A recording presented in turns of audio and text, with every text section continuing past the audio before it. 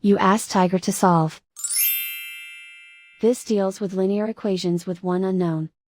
The final result is x equals -30. Let's solve it step by step. Simplify the expression.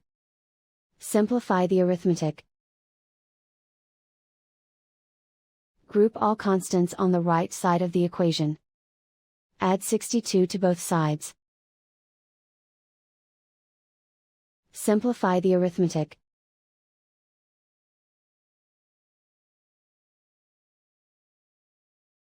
Isolate the x. Divide both sides by -5. Cancel out the negatives. Simplify the fraction. Move the negative sign from the denominator to the numerator. Find the greatest common factor of the numerator and denominator. Factor out and cancel the greatest common factor. And so the final result is x equals -30.